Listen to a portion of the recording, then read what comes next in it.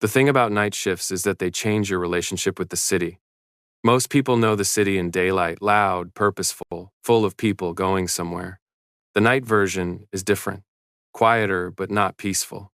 The kind of quiet that has texture to it, the hum of the last trains, the specific sound rain makes on empty pavement versus rain on a crowd, the way streetlights turn wet streets into mirrors that reflect everything upside down. I had worked night shifts for 3 years. I knew the city's nighttime the way you know the layout of a room you've lived in long enough to navigate in the dark. My name is Cale Ashby. I was 24 years old, a pediatric ward assistant at Street Mercy Hospital, and I was walking home on a Tuesday evening in November through the kind of rain that wasn't dramatic enough to justify a cab but was consistent enough to soak through your jacket collar and find the back of your neck. I had my hood up, my bag was over one shoulder.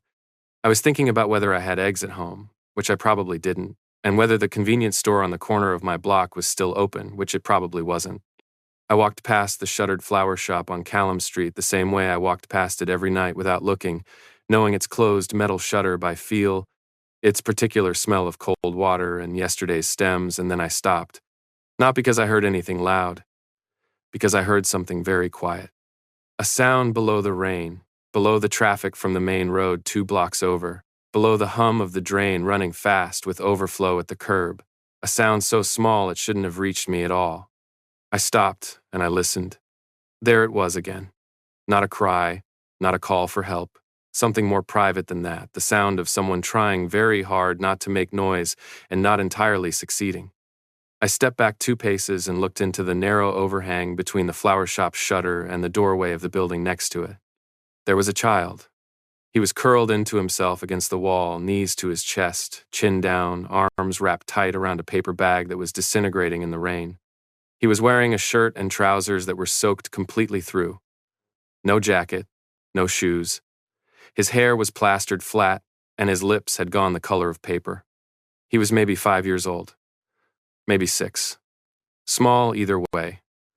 Small in the way that made something in my chest seize and stay seized. He looked up when I crouched down.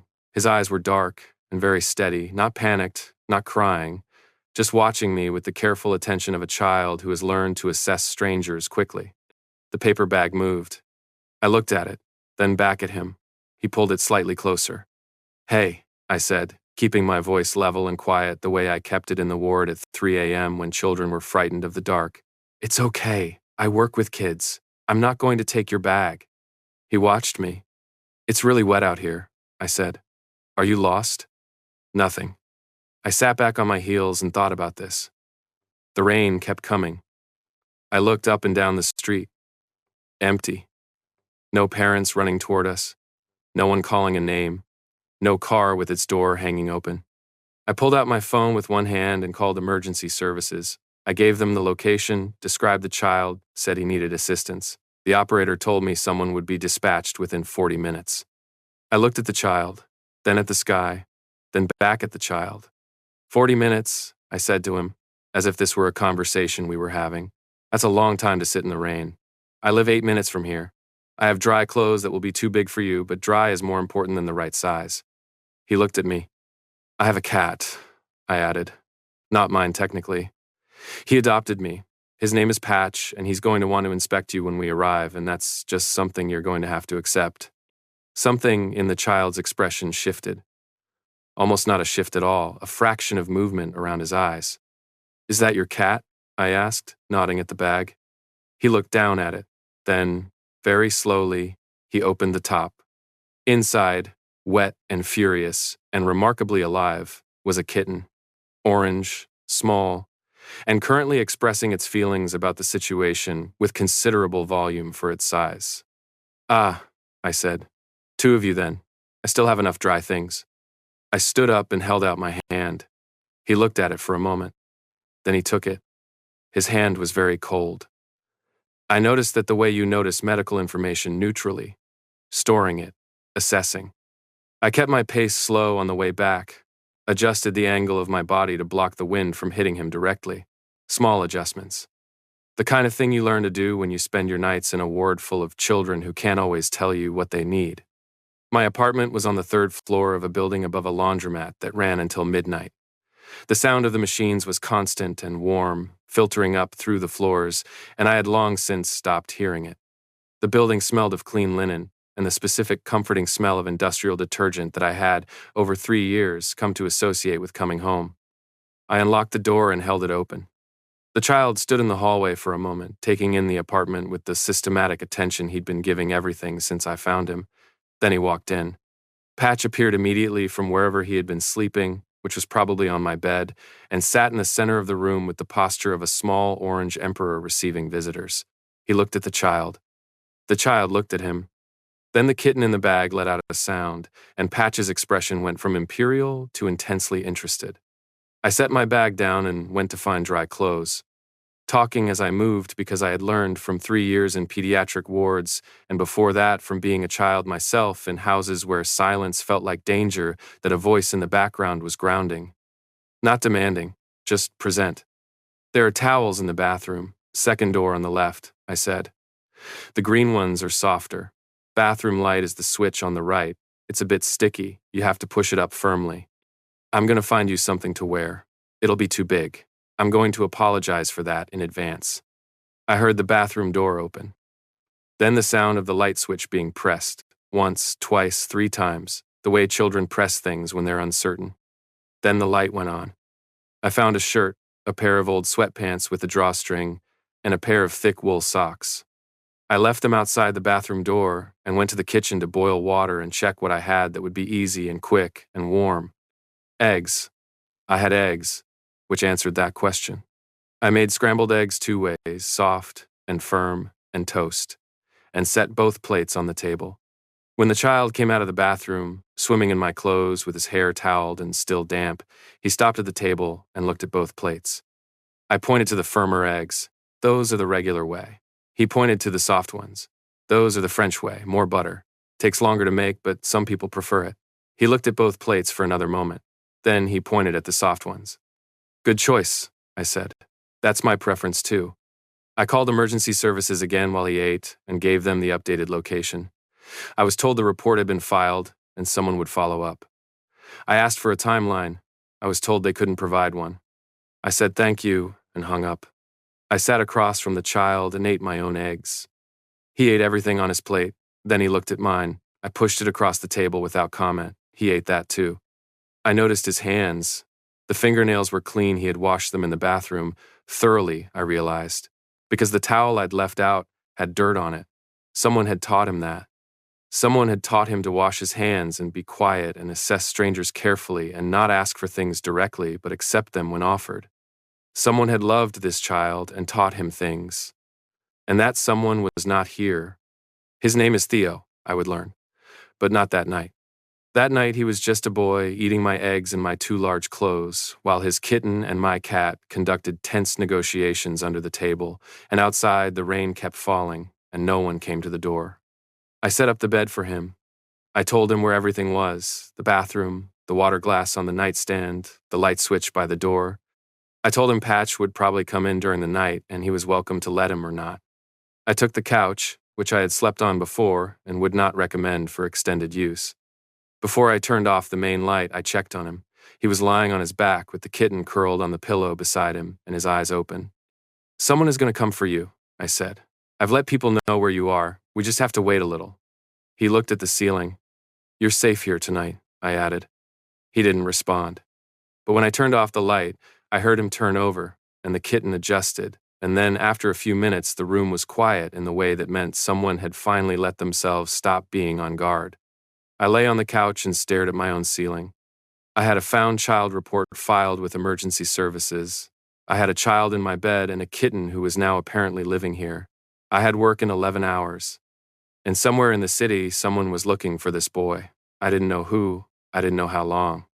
I only knew the specific math of a child who had been taught to be quiet. That kind of learning takes time, and time means someone had been present for it, and present meant somewhere there was a person who was walking through every version of tonight that didn't end well. I hoped they were close. I hoped they were looking in the right direction. Day 2. He was awake before me. I came off the couch at 6:15 to find him standing at the window in my 2 large clothes, looking out at the city with the kitten under one arm and Patch sitting on the windowsill beside him with an expression of studied nonchalance that meant he was deeply invested in the kitten and would deny it to his last breath.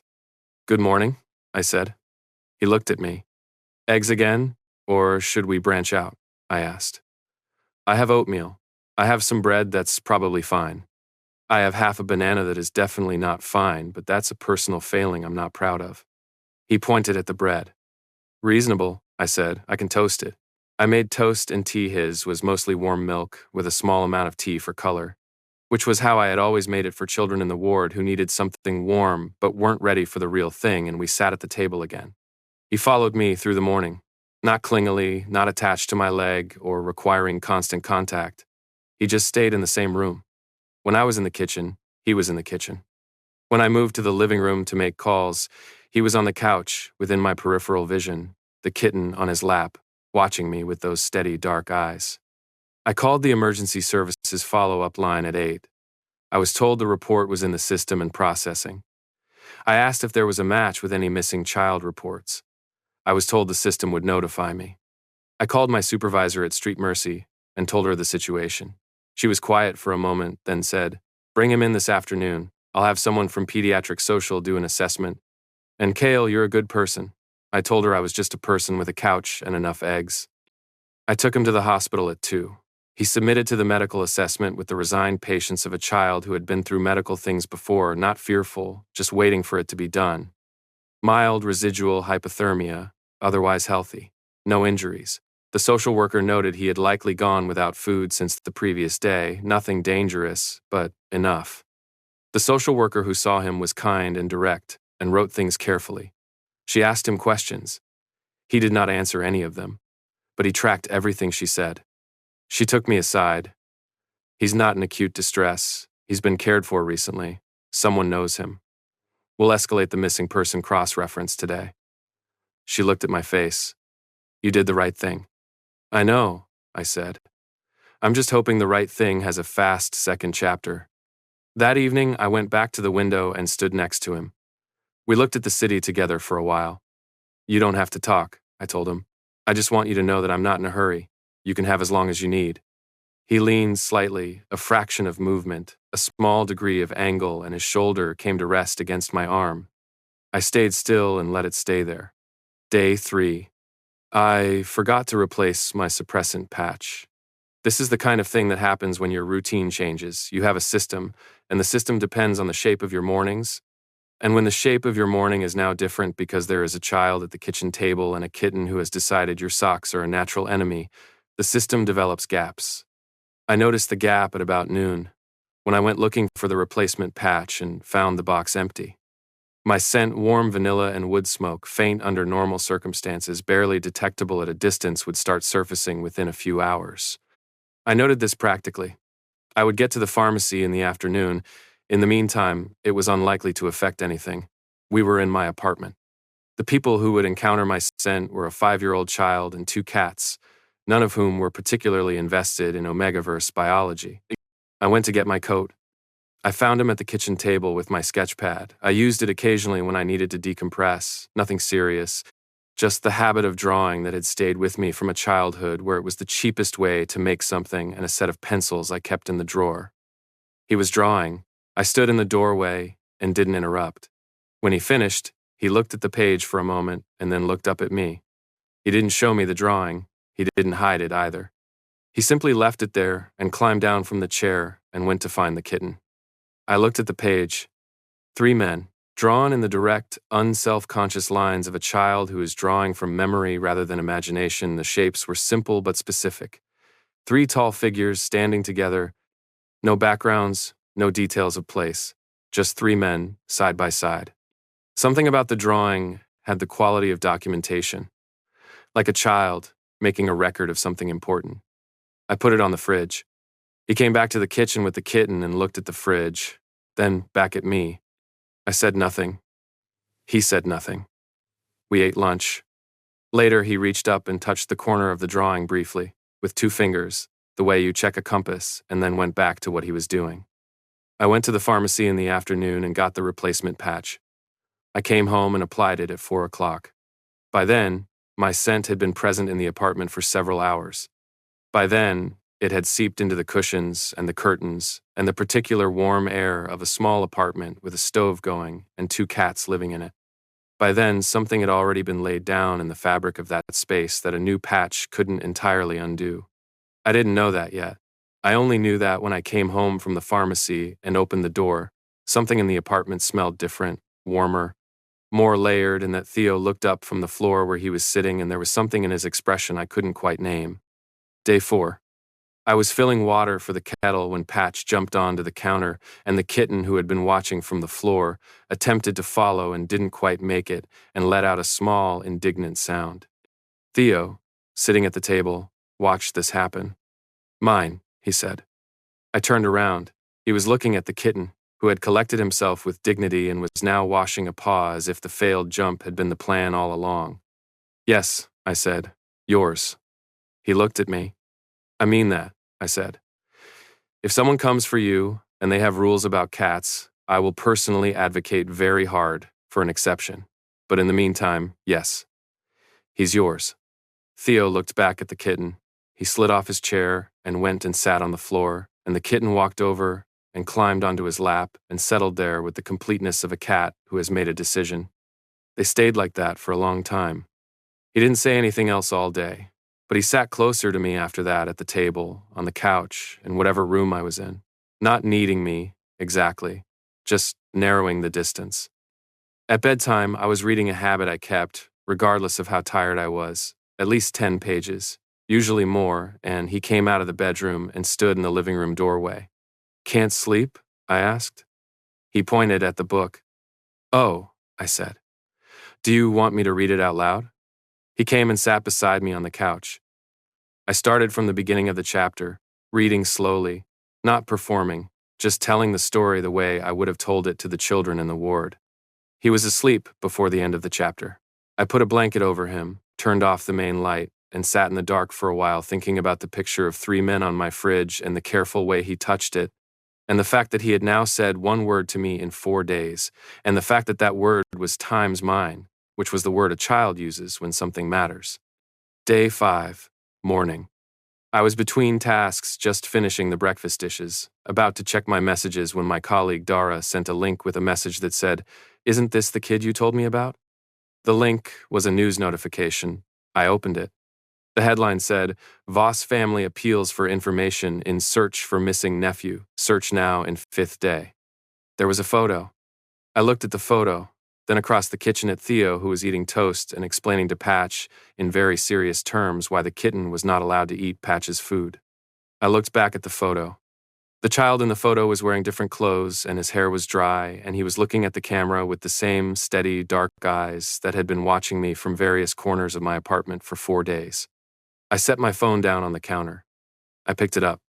I called the number in the article, which went to a public tip line that put me on hold for 12 minutes and then disconnected. I called back. I was told my information had been logged and someone would follow up. I looked at Theo. He had finished his toast and was now engaged in a staring contest with Patch. I made more toast, because it seemed like the thing to do, and I sat across from him and ate it. "Can I ask you something?" I said. He looked at me. "Your family, the people in the drawing, they're looking for you, aren't they?" He looked at the fridge, at the drawing, then back at me. "They're coming," I said. "I've told people where you are. It might take one more day, but they're coming." He ate the last corner of his toast. Then he said, "I know." It was the second thing he had said to me in 5 days. The Voss triplet side of day 5, which I did not witness but reconstructed later from what they told me. Bastian had been awake since 3 in the morning. This was consistent with the previous 4 days. He operated on approximately 2 hours of sleep in a 48-hour cycle, a ratio that everyone around him found alarming and that he found simply necessary because the alternative was lying in the dark, thinking about his sister's face, and that was not something he could afford to do and remain functional. He ran the search operation from the company's security floor screens covering every quadrant of the city, teams reporting in on rotation, his executive assistant fielding incoming information and flagging anything relevant. It was efficient. It was precise. It was the application of every resource available to him, and it had not, in 5 days, produced his nephew. Rowan had stopped sleeping almost entirely. He was moving, that was how he managed it, through motion. If he was checking a sector, if he was on the phone with a team lead, if he was driving a route himself at 4 in the morning, then he was not stationary. And being stationary meant the waiting became real. Rowan's entire professional and personal life had been built around the principle that movement was control. Standing still meant accepting that some things were outside your control. He was not ready to accept that. Emil had spent the previous evening in Theo's room. Not the whole night. He had work to do, calls to take. His brothers needed him functional. But 2 hours in the evening, sitting on the edge of Theo's bed in the dark, hand flat on the mattress that still held Theo's weight in memory. Mara had been gone 8 months. Her death, a car accident on a wet road on a Sunday morning, unremarkable in its randomness, devastating in everything else, had taken from them the person who understood them best in the world, and left in her place this quiet, watchful child who looked exactly like her and had, since her funeral, barely spoken. They had done everything right. Therapy twice a week, consistency in routine, warmth without pressure, the best pediatric grief counselor in the city. They had restructured their schedules, hired carefully, read everything they could find, and Theo had eaten and slept and gone through the motions of living with a silence so total it felt sometimes like grief was something he had swallowed and was carrying carefully so it didn't spill. And then he had slipped out of the penthouse on a Tuesday evening to find the stray cat he'd been feeding on the roof terrace and gotten further than anyone expected. And the gap in overnight security had lasted 47 minutes before anyone realized, and by then the rain had started. 5 days. Bastian's lead investigator called him at 11 in the morning on day 5 with an update. A cross-referenced hospital report had surfaced in the system, filed by a ward assistant at Street Mercy on Tuesday night. The report had been logged but not escalated administrative processing delay. The address in the report was 8 blocks from where Theo had last been seen. The investigator sent the name, Cale Ashby, a photograph, a hospital employee ID. Bastian looked at the photograph for approximately 5 seconds. It was a standard employee ID photo, the kind that was lit badly and taken quickly, the kind that showed you nothing and everything. He was looking at the face of whoever had had his nephew for 5 days, and the expression in that face, professional, composed, direct, told him nothing at all about who this person was. He sent the address to Rowan and Emil simultaneously. Emil replied immediately, already getting in the car. Rowan replied 3 seconds later with nothing, which meant he was already moving. Bastian closed his laptop. He had run this company for 7 years on the principle that you didn't act on incomplete information. You gathered, you assessed, you proceeded from a position of knowledge. He had been building a response framework for this moment all week, what to say, how to handle the situation, how to ensure the person who had his nephew felt thanked and compensated appropriately, how to make the transition clean and correct. He stood up, put on his coat, and went downstairs. I heard them coming before they knocked. Not because they were loud. Because the building was quiet at that hour, late afternoon. The laundromat below, between cycles. The street outside, briefly still between the school rush and the early evening. And my hearing had been sharpened by 4 nights of sleeping on a couch and listening for sounds from the bedroom. 3 sets of footsteps in the corridor, unhurried but not casual. The specific quality of motion that belongs to people who move with purpose and have learned to make it look like composure. Theo was at the kitchen table. He had been quiet all afternoon, more so than usual, which I had registered but not pushed. He was eating the last of the apple slices I had cut for him, feeding every 3rd slice to the kitten, who was sitting on the table in direct violation of the one rule I had tried to establish, which was no cats on the kitchen table, a rule I had abandoned on day 2. The knock came. Theo looked at the door. I looked at Theo. Something in his stillness had shifted, not fear, not excitement, something more complicated than either. The careful, contained anticipation of a child who has been waiting for something he didn't know how to ask for. Coming, I said, because I always said something so children in my care knew what was about to happen rather than just having it happen to them. I crossed the room and opened the door. The first thing I registered was the height, then the coats, expensive, dark, the kind that fit correctly because they were made to. Then 3 faces in the corridor outside my apartment, looking at me with 3 distinct versions of the same expression. The man on the left was the largest, broad through the shoulders in the way of someone whose physicality was professional as much as natural, with close-cropped, dark hair and eyes that were already moving past me into the apartment before the rest of him had decided to scanning, assessing, cataloging exits and presence and threat level in a single practice sweep. His jaw was tight. His hands were at his sides, but there was a readiness to them, a held tension, that said he was a man who was very good at waiting and very tired of doing it. The man on the right was watching me specifically. Dark hair like the first, similar features, they were clearly related, obviously so. The same bone structure repeated 3 times with variations, but his face was more open, expression less managed. He looked like someone who had been told to stay composed and was succeeding by the smallest possible margin. His eyes were red at the edges from tiredness or something else, or both. The man in the center was the one who made the still point of the scene. He was looking at me and I was looking at him, and something happened between those two looks that I have no clean language for. Not attraction, though he was devastatingly composed in the way of people who don't know they're handsome because they stop thinking about it, but recognition. A biological chime, very quiet, very clear. The specific sensation of a suppressant patch that is relatively new encountering a scent profile it was not braced for. Cedar and cold iron. His eyes were gray. His expression told me nothing and everything simultaneously. He opened his mouth. The man on the left, Rowan, though I didn't know names yet, had looked past me and found what he was looking for. He made a sound. I can't describe it adequately. It was not a word. It was the sound of 5 days of controlled terror releasing in a single involuntary exhale, compressed and fast and completely unguarded. The sound of a man who had been holding himself together with both hands, letting one hand go. He was already moving. I stepped back automatically, and he was past me in 3 steps, crossing my apartment, dropping to one knee on the kitchen floor, with the fluidity of someone who had once been trained to move quickly in enclosed spaces, and currently did not care about any of that training, except getting to the child. Theo had slid off his chair. They met in the middle of the kitchen. Theo did not make a sound either.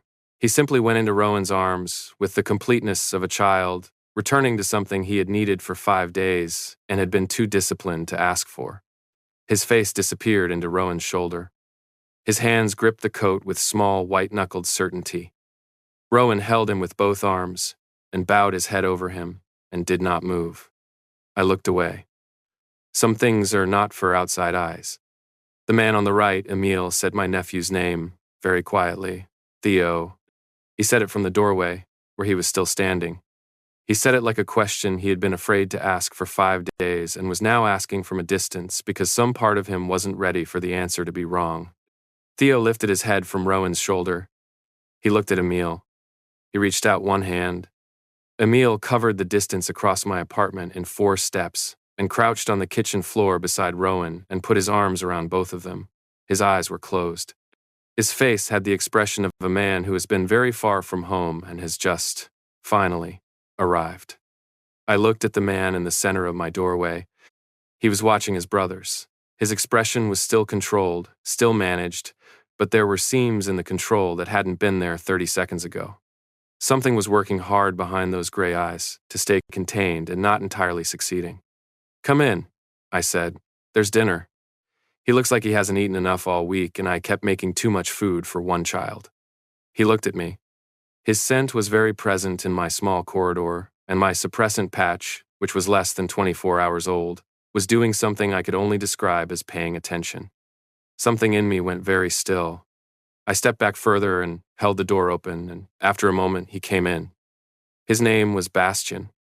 I learned that in the first 5 minutes, when the introductions happened around my kitchen table and the particular stunned quiet of people recovering from something, Rowan still on the floor with Theo, Emile eventually pulling back enough to look at his nephew's face and check him over with hands that moved the way medical people's hands move.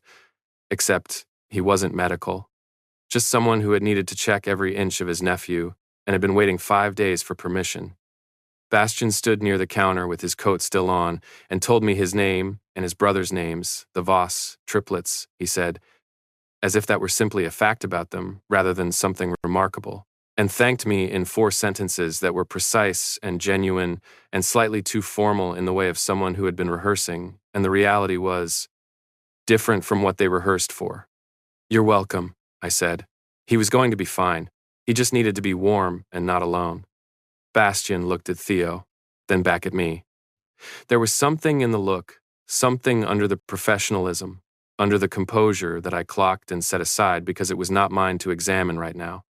There was dinner to make more of, and 3 men who looked like they hadn't eaten properly in days, and a child who was currently sitting in Rowan's lap feeding apple slices to a kitten, while Patch watched from the counter with an expression of profound philosophical resignation. I turned back to the stove. "How do you feel about pasta?" I said to the room. "I have enough for 5 if we're not precious about portions." Nobody objected. Dinner happened the way things happen when the crisis is past and the adrenaline has drained and what's left is the simple animal need to sit down and eat. I made pasta with whatever I had: olive oil, tinned tomatoes, garlic, the last of a block of Parmesan that I grated directly at the table because I couldn't find the grater, 5 plates. The table sat 4, so Emil put his plate on the counter and stood, which he seemed to prefer anyway. Theo ate. This was, I would come to understand, the detail that affected his uncles most visibly. Not the eating itself, but the normalcy of it. The way he sat and ate and occasionally passed a small piece of bread to the kitten without ceremony. The way he had been eating in my kitchen for 4 days. Rowan didn't say much. He ate and watched his nephew with the specific vigilance of a person who was not going to let him out of arm's reach for the foreseeable future. Emil talked, smoothly, warmly, filling the silence with the practiced ease of someone who had learned to make rooms feel safe with his voice. He asked about my job, about the hospital, about how I had found Theo. He listened to the answers with what I recognized as genuine attention, not the performed listening of a man waiting to speak, but the real thing. Bastian sat across from me and said almost nothing. I was aware of him the way you're aware of something you're trying not to look at directly. My suppressant patch was doing its job, my scent was managed, faint, but his was not under any such management. And cedar and cold iron and 4 days of accumulated adrenaline and no sleep is a particular combination of things that sits in a room whether you want it to or not. He was watching Theo, he was watching me.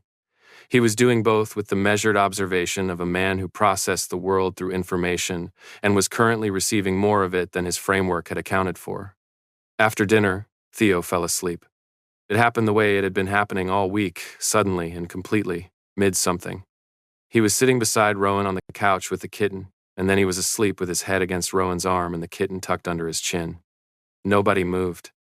The 3 of us, Bastian at the table, Emil on the counter, me washing dishes at the sink, all looked at the couch and all made the same unspoken calculation. "You could wake him," I said quietly. "He'll be okay. He's a good sleeper once he's out." Rowan looked at me. His expression said, "I would rather burn this apartment down than wake him." I dried my hands. "Fair enough," I said. "He can have the bed. I'll take the couch again." Emil looked at me. "Again?" "I've been on the couch all week," I said. Emil was quiet for a moment. Then he said, "You gave him your bed." It came out differently than a comment, more like something arriving. "It's a small apartment," I said. It made sense. There was a quality to the silence after that which I didn't know how to read. I moved to make tea, because it was something to do, and I had learned that people in the aftermath of crises either needed to talk or needed to be occupied, and making tea covered both. By 11 o'clock, Bastian had arranged a security detail for the building through his phone, quietly enough that I only found out when I saw the shadow of someone in the corridor through my door's peephole. Rowan had fallen asleep in the armchair with Theo still against his side, which I chose to find touching rather than territorial. The kitten was on Rowan's knee, and Patch was on the back of the armchair above Rowan's head, which was the closest thing to a truce those 2 had managed. Emil and I were on the couch, the end of it that wasn't occupied by sleeping, Voss and feline with tea, talking in the low voice that late nights and sleeping children impose on conversations. He had been talking about Theo, about the 8 months since Mara, about the silence that had settled over his nephew like weather and resisted everything they tried. I said, "What have you tried?" "Everything," he said. "Therapy, which he participates in without connecting to it. Specialists, who are excellent and who he is very polite to. Consistency and routine, stability and environment. He eats, He sleeps. He follows instructions. He stopped inhabiting himself after she died, like he was conserving something, waiting for it to be safe to use again. I thought about Theo touching the corner of the drawing, about times Mind Time said over a kitten, about the 2 seconds of eye contact before he climbed into Rowan's arms. He found a cat, I said. That was why he left the building. He'd been feeding a stray on the roof terrace. Emile looked at me. That's the first I've heard of that, he said. He was bringing it food from his dinner, I said. He was keeping it in a paper bag when I found him. That was his priority, getting the cat to safety. Emile was very quiet. He's his mother's child, he said finally. Mara would have done the same thing. I didn't say anything. Sometimes the right response to something is just to let it be said. After a while, Emile said, "We haven't had a great history of we've each dated, briefly. Nothing sustained." He said it carefully, like he was testing the weight of the information. We're unusual, as a unit, the three of us. We've never wanted the same thing before, except once. He stopped. Once, I said. He looked at his tea. In the ward, when Theo was born, Mara let us be there. And we all three had the same, he paused, searching for the word. The same pull toward him. Toward Theo. We've talked about it since, how it was the first time in our lives all three of us wanted the same thing at the same moment. He looked up. We thought it was just because he was Mara's son. He left it there. I thought about what he wasn't saying. About three alphas who had never bonded, never found the same person at the same time, living in a city full of potential and a body full of an instinct that was waiting for something specific. About the particular kind of loneliness that has a biological component, not just the ordinary human loneliness of being unmet, but the deeper one of a pack bond that exists in potential and has nowhere to go. I thought about cedar and cold iron. I said nothing. The fire in the corner crackled. Outside, the rain had started again, light this time, more of a mist. Emile sat back against the cushions and looked at the ceiling, and I looked at the sleeping shape of Rowan in the armchair and the child tucked against his side and the kitten on his knee. "You're the first person he's talked to," Emile said. "In 8 months." "I know," I said. "He said 2 things to me." "What were they?" "Mine," I said, "and I know." Emile closed his eyes. I stayed where I was, on the couch, and drank my tea and let the room be quiet for a while. At 2 a.m, Bastian came in from wherever he'd been, the corridor, the phone, the particular space that controlled people occupy when they need to process something without being observed, and sat at the kitchen table. I looked at him from the couch. He looked back. "Thank you," he said. He had said it before, at the door. This one was different. This one was the version underneath, the first version. "You're welcome," I said. The same as before, but different. He didn't look away. I was building a response, he said, for how to handle this, what to say, how to... He stopped. The architecture of it. He said the word like he was aware of how it sounded. I do that. I build frameworks for things, so I'm not operating without information. "What happened to the framework?" I asked. He looked at Theo sleeping against Rowan, then back at me. "You weren't what I built it for." I didn't know what to say to that. I wasn't sure he was saying it to me. Specifically, it had the quality of information being processed out loud, the way people in certain states speak their thinking rather than their conclusions. "Get some sleep," I said, eventually. "There's a spare blanket in the closet by the bathroom, second shelf." He looked at me for one more moment, then he nodded, once, and went to find the blanket. I lay back on the couch with Patch materializing from somewhere and settling on my chest, and I looked at the ceiling.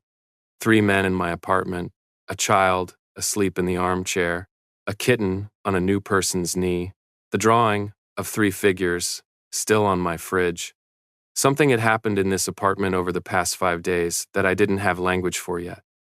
Not just the finding of the child, not just the waiting. Something that had been laid down quietly in the fabric of the place, while I was making toast and reading aloud and sitting beside a small person who needed to know that silence was safe. I closed my eyes. Outside, the rain kept falling. Morning came gray and soft, the particular light of a city that has been rained on all night and is still deciding whether to continue. I woke up at 6:15 by habit, which was when my body had learned to surface, regardless of what the rest of me wanted. I was on the couch, Patch was on my chest. Across the room, Rowan was still in the armchair with Theo tucked against him, both of them asleep with the completeness of people who had finally, completely, run out of the energy required to stay awake. The kitten had migrated during the night and was now on Rowan's shoulder, which he appeared to have accepted without waking. I moved carefully, extracted myself from Patch, and went to the kitchen to make coffee. The apartment was quiet. Through the crack of the bedroom door, I could see Bastian on the bed, sitting, not lying, back against the headboard, still dressed, laptop open but dark, asleep upright. Emil was on the floor of the living room with the blanket I'd given him, entirely asleep and entirely unself-conscious about it. I made coffee very quietly and stood at the window drinking it. I thought about the night before, about Emil at 2 a.m, about Bastian's times you weren't what I built it for, about the specific quality of cedar and cold iron that was still present in my apartment in the way that deep scents stay in fabric and air and the things that absorb them. I thought about what I was going to say when they woke up. The answer, I decided, was nothing I hadn't said before. Theo had been safe and cared for. They had him now. They would take him home. That was the correct and complete outcome of this situation. And anything I was feeling about the quality of the silence in a room that would soon be empty again was my own business. I refilled my coffee cup. Theo awoke first, the way children do abruptly and completely, no gradual transition. He sat up in Rowan's arms and looked around the room, and his eyes found me at the kitchen counter, and something in his face settled. I held up my coffee cup.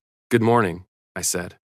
He climbed off Rowan's lap. Rowan stirred, made a sound, didn't fully wake, and padded across the floor to the kitchen. He stood at my elbow and looked at the counter. "Toast?" I said. He nodded. I made toast. He ate it at the table and fed every other piece to the kitten, who was now sitting directly on the table in the same direct violation of the same rule I had stopped enforcing on day 2, and I stood at the counter and drank my coffee and thought, this is the last morning of this. The thought landed with more weight than I had prepared for. I was rinsing my cup when Theo spoke. "Are they taking me home today?" I turned around. He was looking at the table, not at me, his hands around his toast. "I think so," I said. "Would that be okay?" He was quiet. "You miss your place," I said. "Your things." He looked up. "I miss my mom's things," he said. "They kept them. In boxes." Something in my chest did something I kept very still so it didn't show. "That was good of them," I said. "To keep them." "Emil put them all in the right boxes," he said. "He labeled them. He showed me which ones I could open whenever I wanted." I thought about Emil labeling boxes in the middle of his own grief so his nephew would know the things were safe. "He sounds like he thought about that carefully," I said. Theo ate the last piece of toast. Then he said, very quietly, "I'm not ready to open them yet." "I know," I said. "That's okay. They'll wait." He looked at me. His expression had that quality again, the one I'd seen on day 3 when he drew the picture, the one that was older than 5 years old. "You're going to be okay," I said. "All of you." He considered this with the seriousness he brought to most things. Then he nodded once and slid off his chair and went to find the kitten. Bastian was the next one awake. He came out of the bedroom at 7:30, still in his clothes from the day before, and stopped in the kitchen doorway. He looked at me, then at Theo on the living room floor with the kitten, then back at me. "He's been up for an hour," I said. "He's fine. Coffee?" "Please." I handed him a cup. He took it and stood at the counter and didn't perform being composed. He just was it, the way some people are. Like the composure isn't a choice, but a state of being they return to automatically. "What do you take in it?" I asked. "Nothing." I pushed the milk toward him anyway. He looked at it. "In case you change your mind," I said. He looked at the milk for a moment. Then he poured a small amount into his coffee. I did not make a thing of this. We drank our coffee in the kitchen while his brothers slept and his nephew played on the floor and outside the city woke up. It was the most ordinary 10 minutes I had spent in 5 days, and simultaneously the strangest. Bastian set his cup down. "The report you filed on Tuesday," he said. "It took until yesterday to surface." "System processing delay," I said. I called twice. Both times I was told to wait. His jaw tightened. I know. I've been speaking with the department. There are going to be changes to how those reports are escalated. I looked at him. You don't have to do that. I'm not doing it for you, he said. I'm doing it because next time it might not be someone like you who finds the child.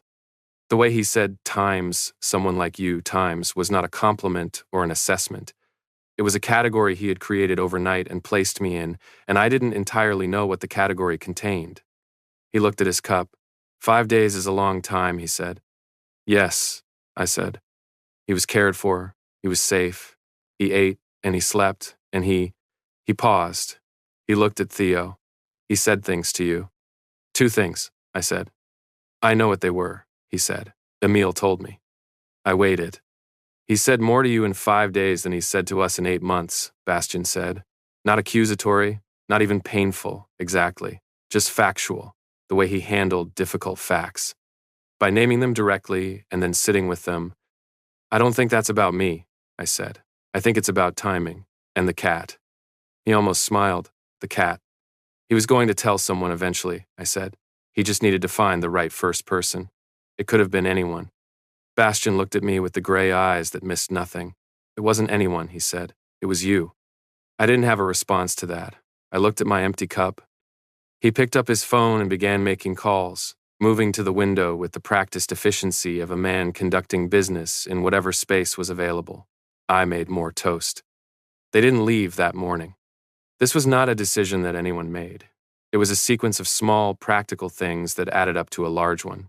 Rowan woke and needed coffee and food before he was functional enough to plan logistics. Emil needed to make calls that required quiet, which my spare room provided. Theo, when Bastian gently said, "Time's come on, let's get you home," looked at Bastian and then at me and then at the kitten and did not move. He didn't refuse. He didn't cry or argue or dig in. He simply did not move, in the specific way of a child who has decided something and is communicating it through stillness. Bastian looked at me. I looked at Theo. He's welcome to stay as long as he needs to, I said. And so are all of you. Bastian looked at me for a moment with the expression of a man receiving new data. Then he said, "We'll need to collect some things from the penthouse. For tonight, I thought about the couch. I thought about the logistics of 5 people in a small apartment with 2 cats and a limited number of flat surfaces. I'll make more space," I said. Rowan said something I didn't catch, directed at Bastian, in a tone that I parsed as, "You've already decided." Bastian's response was a look that I parsed as, "I'm aware." I went to make more toast because there appeared to still be people to feed. The second night was different from the first. The first night had been crisis resolution. Everyone running on adrenaline and relief. The shape of the situation still settling. Nobody quite sure what the next step was because the only step they'd been able to think about for 5 days was this one. The second night was something else. Something quieter and therefore stranger. Theo had been bathed and changed into clothes the security detail had retrieved from the penthouse. He smelled like himself again, his own child's scent. Clean and warm, and he had spent the afternoon between his uncles with the particular quality of someone reclaiming something that had been briefly lost.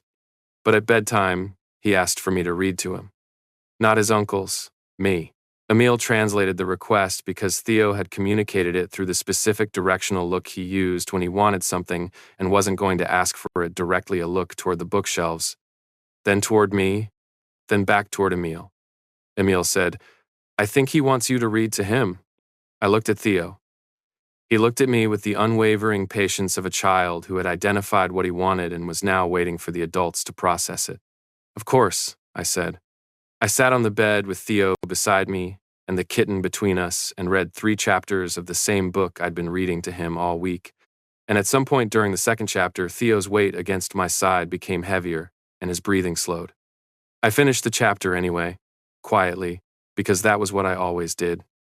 When I came back out, all 3 of them were in the living room. Rowan was on the floor with his back against the couch. Emil was on the couch. Bastian was at the table with his laptop. Rowan looked up. "Asleep?" "Asleep," I confirmed. "How long does it usually take?" Emil asked. When I read to him, about 2 chapters. Sometimes 1. Rowan processed this. Then he said, "What was it before you, when we read to him?" I looked at him carefully. He asked me, before I found him? No, Rowan said. He didn't. He'd stopped asking. We'd tried, early on, but he would just lie there until we stopped. I thought about this. About a child who had stopped asking for things because asking required hoping. And hoping after grief was a very expensive proposition. He just needed the timing to be right, I said again. Rowan looked at me with an expression I was beginning to understand was his version of something complex being felt and not named. He didn't respond. Bastian closed his laptop. I thought the explanation Cale keeps offering, he said, is generous. But I don't think it's complete. I looked at him. You're very patient, he said. You're patient in a specific way, not passive, not just waiting. You create conditions. You talk, so the silence is safe. He repeated my words back to me with the precision of someone who had stored them verbatim. That's a skill, not a circumstance. I didn't know what to say. Nobody had said that to me before, exactly. Most people registered what I did as a job, or as kindness, or as the natural output of someone who was good with children. Nobody had named it as a skill I had built deliberately. I looked at my hands. I grew up in the care system, I said. Foster care, multiple placements. I learned early what it felt like to be in a room where the silence had the wrong quality. I spent a lot of my childhood figuring out how to make it have the right one. Nobody said anything. I looked up. 3 men looking at me with the particular quality of people who have just received information that reorganizes something. I became a ward assistant because I wanted to make sure children in hospitals didn't experience the wrong quality of silence at 3 a.m. when their families couldn't be there, I said. That's the whole of it. Emil said very quietly, Cale? I looked at him. Thank you, he said. Not for the weak, though that too, for he paused, finding the right shape for it, for being the specific person you are. Because Theo needed exactly that. I pressed my lips together and looked at the window because I was not going to make a thing of that sentiment in a room with people I had known for less than 36 hours. They took Theo home on the morning of day 7. Not because I asked them to go, because Theo's therapist needed to see him and his routine needed to resume, and there were practical considerations that couldn't be indefinitely deferred in favor of the specific warm stasis of my small apartment. Theo packed his things, which was mostly just the kitten, who went into the carrier I had produced from the back of my closet, and the drawing from the fridge, which he took down carefully and folded into quarters and put in his pocket. He stood at the door. He looked at me. I crouched down to his level. You can call, I said, anytime. If you want to talk, or if you don't want to talk, either one. He nodded, then he said, very seriously, I told them you were safe. I looked at him. I know, I said. I think that was right. He considered me for one more moment with those dark eyes. Then he hugged me quickly, firmly, the hug of a child who had decided exactly how much pressure to apply and pulled back and walked out the door. I stood up. All 3 of them were looking at me from the hallway with 3 distinct versions of the expression I had been trying not to catalog all week. Come to the penthouse on Saturday, Emil said. Not an invitation, a fact being established. We'll figure out the details. I looked at him. I have work on Saturday morning. Saturday afternoon, then, he said, without missing a beat. Rowan said nothing. He looked at me for a moment with the dark eyes that were so like Theo's it was slightly destabilizing. Then he nodded once and followed his brothers down the corridor. Bastian was last. He stopped at the door and turned back. The report changes are going through this week, he said. The escalation protocol for found child filings. It'll be standard within the month. That's good, I said. He held the door frame with one hand. His expression was controlled, and underneath the control was the thing I had been not examining since he walked into my apartment 2 days ago. Saturday, he said. Saturday, I said. He left. I closed the door. I stood in the apartment and looked at the empty table and the drawing board and the 2 cats sitting in a patch of morning sun, and I took stock of the quality of the silence. It was the wrong kind. Saturday came. The penthouse was everything I had not let myself imagine, not because I had been preparing for it to be different, but because I had been determinedly not preparing at all. It occupied the top 2 floors of a building that I would have walked past 100 times without ever registering which companies operated out of it. The lobby was the kind that didn't show off. It just was. in the way that old money doesn't announce itself.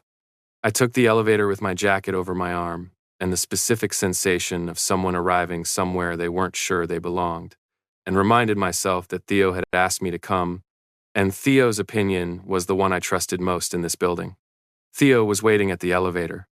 He was standing in the entrance hall wearing regular clothes now, his own things, clean and fitted and warm, and when the elevator opened, he looked at me with the expression of a child who has been waiting for an amount of time he considered acceptable, but was approaching the outer boundary of, "You're late," he said. "I'm 4 minutes early," I said. He thought about this. Then, "Come see my room."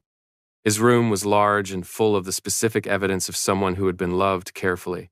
Bookshelves organized by size and color, which had the fingerprint of someone with Bastian's precision. A drawing table by the window, which had Emil's handwriting. A set of hooks by the door at exactly child height, which had Rowan's practicality. And on the shelf, accessible, not stored, not hidden a single box, white, labeled in neat handwriting, Mum's things, open whenever you're ready. I looked at it, then at Theo. He was watching me watch it. "Not yet," he said. "Not yet," I agreed. He showed me the rest of the room, and I asked appropriate questions, and he answered them with the expanding vocabulary of a child who had decided to talk and was now making up for lost time. The visits became Saturdays. Then, twice a week when Theo started asking on Tuesdays, specifically if I was coming. Then I was called on a Wednesday because Theo had a fever and would not let the nanny near him and had asked for me 3 times. I came on Wednesday. I stayed until the fever broke. I fell asleep in the chair by his bed at some point in the early hours and woke at 6 to find the room soft with morning light and Theo's fever down and a blanket that someone had placed over me. I came out of the bedroom to find Rowan in the kitchen. He was making coffee with the focused concentration of a man who had been up all night and was now performing an important function. He looked up when I came in. Then he looked at the blanket I was still holding. "Thank you," I said. He poured me a cup without being asked. He had learned without, I noticed, ever asking that I took oat milk if it was available. "How is he?" I asked. "Fever's gone." He checked him at 4. Rowan set the cup in front of me. He asked if you were still here. I looked at the cup. "What did you tell him?" "Still here." I wrapped my hands around the coffee. Rowan was looking at the window at the city coming awake below us. His profile was the same as his brother's and entirely different, the same architecture, different expression, like 3 versions of the same face that had been lived in differently. "You're off rotation today," I said. He looked at me. "How do you know my schedule?" "Emil mentions it when he's telling me about the week. I don't track it intentionally." Rowan was quiet. Then he said, "I was supposed to be at a site briefing at 6. I canceled it." "For the fever?" He looked at his coffee. He didn't answer directly, but the not answering was an answer. He stayed in the kitchen with me while I drank my coffee. He didn't talk much, which I had come to understand was not discomfort but preference. Rowan communicated through presence more than through words. He was simply there, which was, I had come to understand, his version of saying something. When I stood to leave, he said, "There's a driver downstairs. Don't take the tube." I looked at him. "It's early," he said. "And you've been up all night." "I can take the tube," I said. "There's a driver," he said again, in the exact tone he probably used for security briefings, not a command, just a fact he intended to persist until accepted. "Thank you," I said.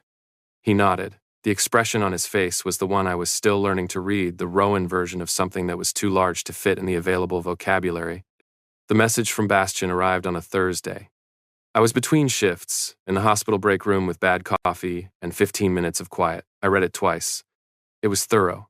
It covered the logistics of my involvement with Theo, the visit structure, the continuity of care, the potential formalization of my role in his support network given the demonstrated outcomes. It used words like times, arrangement, times and times, structure, times and times, assessment criteria. It was technically correct in every particular. I set my phone face down on the table. I picked it up. I read it again. Then I set it face down again and looked at the ceiling of the break room, which had a water stain in one corner that I had been looking at for 3 years and had never resolved into a clear shape. The message read like a business proposal. Not because Bastian was a cold person, I had spent enough time in his orbit by now to know that the coldness was the exterior of something that ran very deep and very warm. But because when Bastian didn't know how to say something, he said it the way he knew how, and the way he knew how was architecture. The problem was that I wasn't looking to be a structural element in someone's framework. I thought about Theo asking if I was still there at 4 in the morning. About Emil leaving a coffee on the hall table on Saturdays with the specific order written on the cup, not because I'd asked, but because he'd remembered. About Rowan's driver and Rowan's blanket and Rowan's times. There's a driver times in the tone of someone who had found the only way he knew to say times.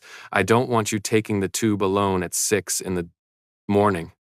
I thought about cedar and cold iron and a suppressant patch that had been running at its limit for 6 weeks because the penthouse made maintaining equanimity significantly more difficult than the technical specifications of the patch accounted for. I thought about being useful versus being wanted. I stopped answering messages for 4 days. The 4 days were, I was told later, various things for various people. For Theo, they were confusing. He had asked on Saturday where I was and been told I was busy, which he accepted with the pragmatic acceptance of a child who has been taught that people have their own lives. But on Tuesday, he had said, very quietly, to Emil, "Did something happen to Kale?" And Emil had said no, and Theo had said times, then why isn't he answering times? And Emil had not had a good answer. For Emil, they were clarifying. He spent the first day thinking about the message Bastian had sent. He spent the second day telling Bastian, with characteristic directness, that the message had been wrong. He spent the third day rereading it and agreeing with himself. He spent the fourth day in Bastian's office saying, "I know you were trying to get it right. You didn't." And it made him feel like a resource we were acquiring. For Bastian, the 4 days were, this is what he told me. Later, in the specific, direct way he told me difficult things once he had decided to tell them.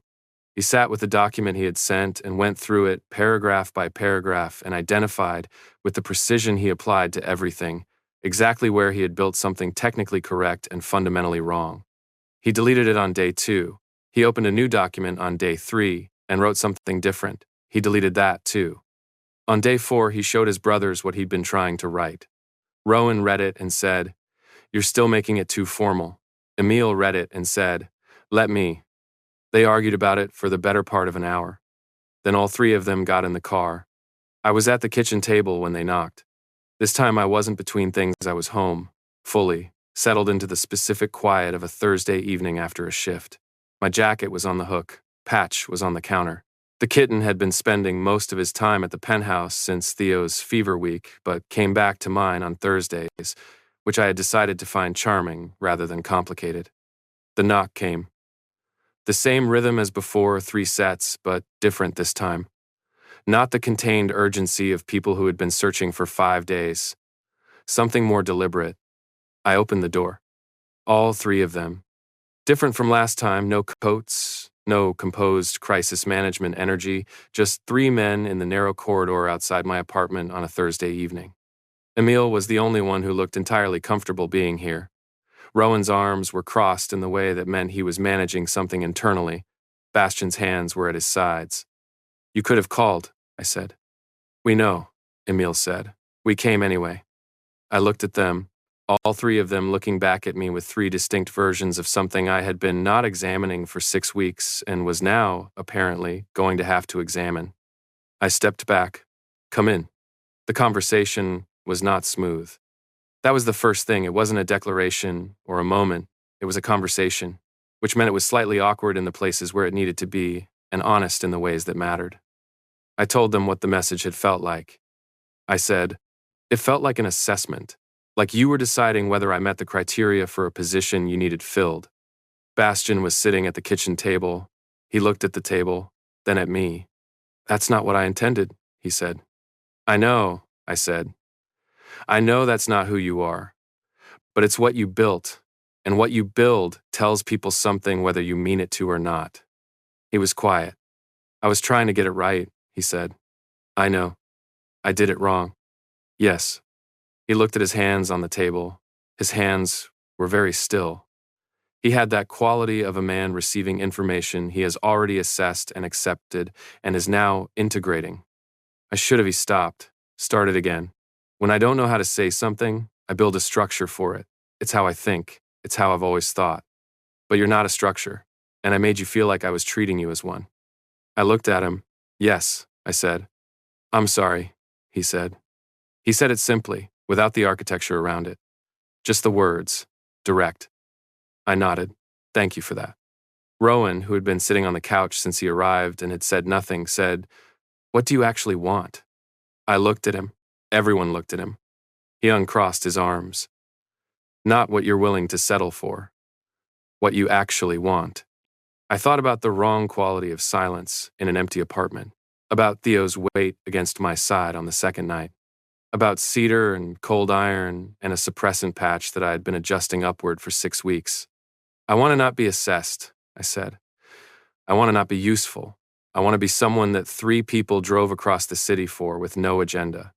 Emil said, "That's why we're here." I looked at him.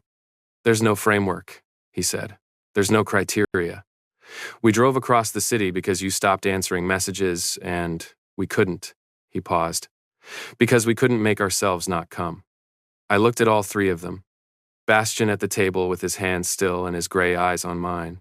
Rowan on the couch with his arms uncrossed now, forward lean, the posture of someone who has decided to stop managing the distance.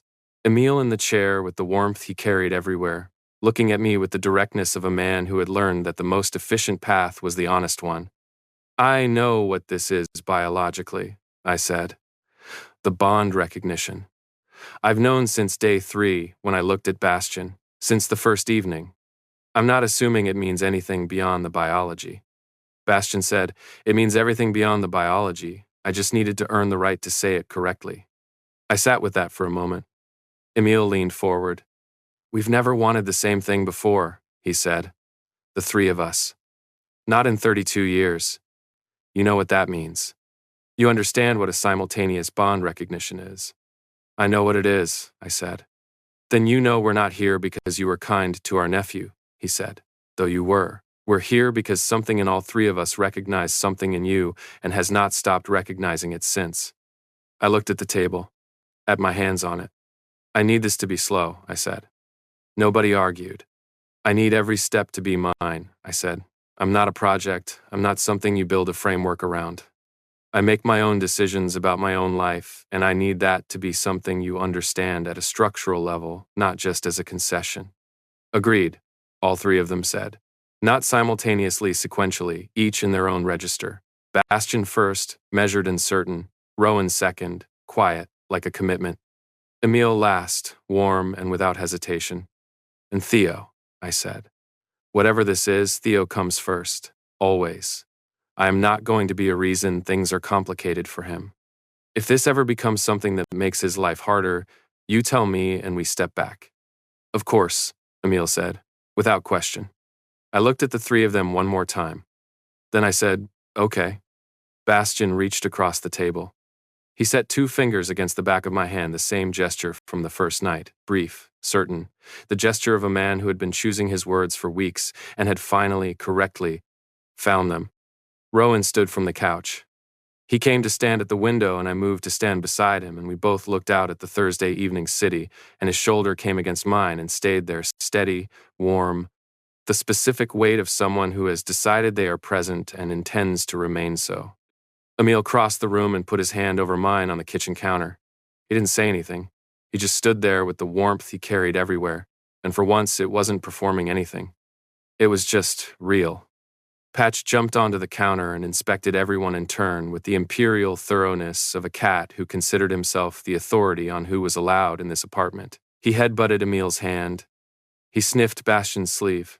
He walked across to Rowan and sat on his forearm with the decision of a small animal who had assessed the situation and formed a conclusion. Rowan looked down at him. Then Rowan said, very quietly, to no one in particular, "He smells like Theo's room." "He does," I said. "They spend a lot of time together." Rowan looked at the cat on his arm. Something moved through his expression, something that wasn't Rowan's usual register, something softer and more unguarded than the carefully maintained composure. He extended his other hand and scratched Patch behind the ear with the focused attentiveness of a man who had decided this was an important task. Patch closed his eyes and purred. I watched this happen and thought, this is what it looks like when someone lets their guard down. Not loudly, not dramatically. Just this, a man in someone else's kitchen at 7 in the evening, scratching a cat behind the ear like it's the most important thing he has to do. I should tell you what Theo said when Emil told him. Emil told him on a Saturday afternoon, in the straightforward way he handled things, with Theo sitting at the drawing table together, simple language, making sure Theo could ask questions.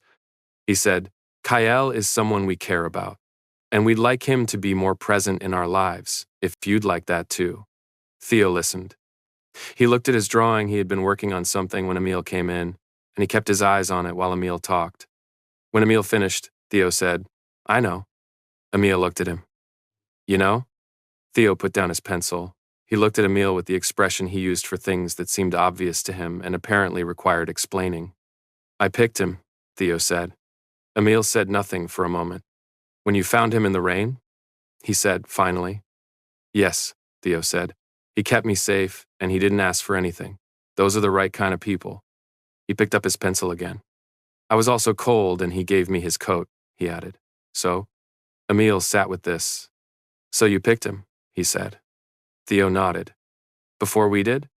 Theo looked at him with the patient expression he reserved for adults who had caught up slightly later than expected. I had him first, he said. Then he went back to his drawing. The thing about spring in this city is that it announces itself through smell before anything visible changes. The particular layering of wet earth and early blossom, and the specific greenness of new leaves on urban trees, it arrives weeks before the visual evidence, carried on the air in the morning when the temperature crosses a certain threshold and the city exhales. I had been noticing it for 3 days before I thought about why it seemed more present this year. I was at the window. Not my window, the one in the study that Bastian had cleared out 3 months ago and not made into anything in particular, just a room with good light and a spare desk where I kept some of my things when I was here, which was most evenings and every weekend, and some mornings when I had the early shift and it was easier not to go back. I was not thinking about any of this. I was thinking about the spring smell and whether we had enough coffee. The door opened. Theo came in without knocking, which he had established early on was his prerogative in any room in this apartment and which nobody had argued with. He was carrying a drawing. He held it out to me. I took it. It was 4 figures. Not the 3 from my fridge 4. 3 tall, 1 smaller, all in a row.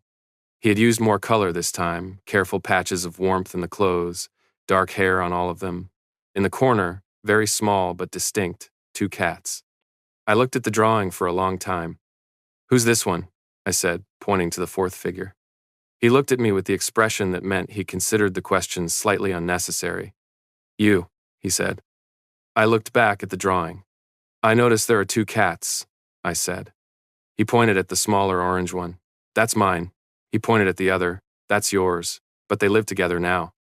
I looked at the drawing. Yes, I said. They do. He took the drawing back, considered it, and handed it to me again. For your wall, he said. I looked at him. You put the other one on your fridge, he said. This one should go on a wall. I folded it very carefully along the lines he had pressed into it and put it in my jacket pocket. He watched me do this with approval. Then he went back out the door, not closing it. Because Theo had also established early on that closed doors were for sleeping and emergencies and nothing else, and I heard him in the corridor saying something to Rowan, who was apparently passing, and Rowan's low voice responding. I turned back to the window. 6 months since a Tuesday in November and a paper bag and a kitten in the rain. 6 months of Saturdays and Wednesdays and Thursday evenings and one missed morning when I was on a double shift and Emil sent 3 messages checking in with the persistence of someone who had learned that I did not ask for things directly but accepted them when offered.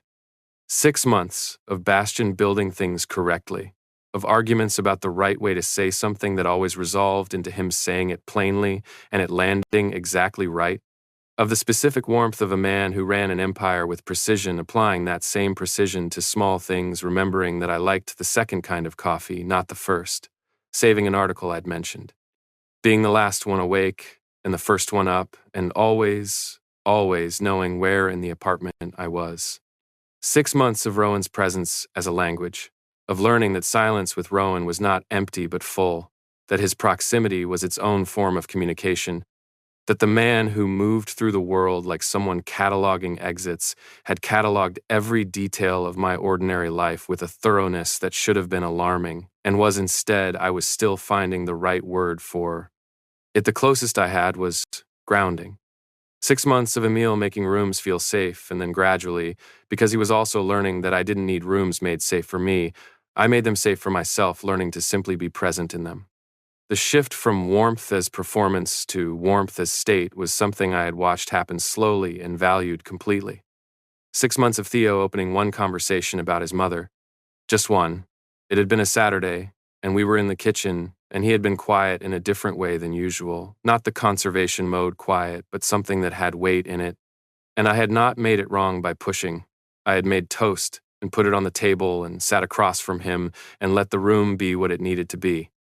After a while, he said, "She smelled like oranges." I looked at him.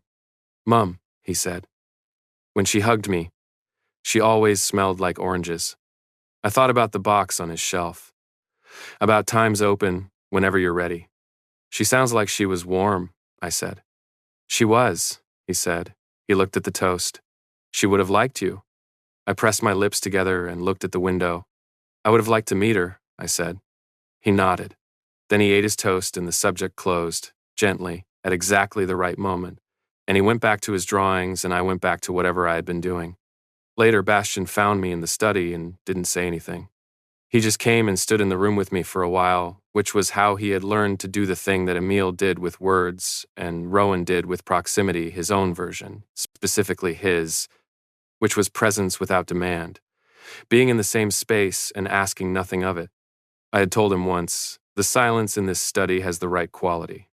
He had said, "Because of the light." I had said, "Because of you." He had looked at me for a moment with the gray eyes that had learned to be less controlled around me, which was the thing I valued most about the past 6 months. Not the composure coming down. Exactly the composure was Bastian, and I was not interested in anyone being other than themselves, but the choice, increasingly, to let me see what was underneath it. He had taken my hand, and we had stood at the window for a while without saying anything. The suppressant prescription had changed 4 months ago. My previous doctor had been prescribing the higher formula for years. Originally, at my request, I had been managing in a world where being conspicuously omega was a professional liability in certain spaces, and the suppressants were part of how I managed. My new doctor, a recommendation from Emil, who had done the thing he always did, which was not push but mention something once at exactly the right moment, looked at my history and said, "You've been running this at a level that's significantly above what most people need. How are you feeling?" I told her honestly. She looked at the chart. She said, "I'd like to try a lower formula. Not because anything is wrong with you, but because the higher dose is work. It costs your body something to maintain." And it sounds like she looked at me with the directness of a good doctor, like some of the reasons you started this formula have changed. "Some of them," I said. She wrote the new prescription. I took it home and thought about it for a week. Then I filled it. The first morning I used it, I was in the penthouse kitchen making coffee, and Bastian came in and stopped just inside the doorway. He looked at me. I looked back. Something shifted in the air between us very slightly, barely perceptible, like a change in barometric pressure. My scent, warm vanilla and wood smoke, present and unmanaged in a way it hadn't been in 4 months of higher formula. He crossed the kitchen. He put his hands on either side of me against the counter and looked at my face with the specific gray-eyed attention of a man who was receiving information and processing it carefully. "Is this?" he said. "New prescription," I said. "Lower formula." He was very still for a moment. "You don't have to," he said. "I know," I said. "I chose to." He put his forehead against mine. His scent and mine in the same space, both present, both real, neither managed down to almost nothing. The specific warmth of that, of being allowed to smell like yourself in a room where it is safe to smell like yourself, was something I hadn't let myself want enough to name until I had it. "Okay," he said, very quietly. "Okay," I said back. I am standing at the study window on a spring morning in May when the door opens and Theo comes in and puts a drawing in my hand and says, "For your wall." And I fold it carefully and put it in my jacket pocket over my chest. And I think about a Tuesday in November and wet pavement and the sound of something very quiet below the rain. About crouching down in a doorway and holding out my hand.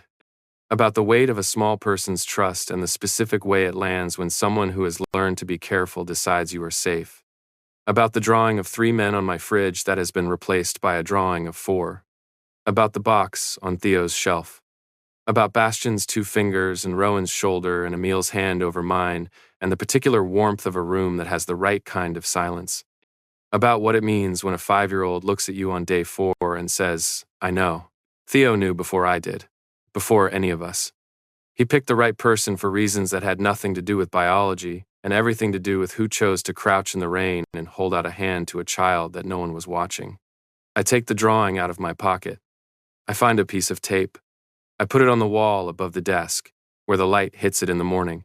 4 figures, 2 cats, and in the corner, very small, rendered in careful, childish lines that know exactly what they mean to say. A door, left open.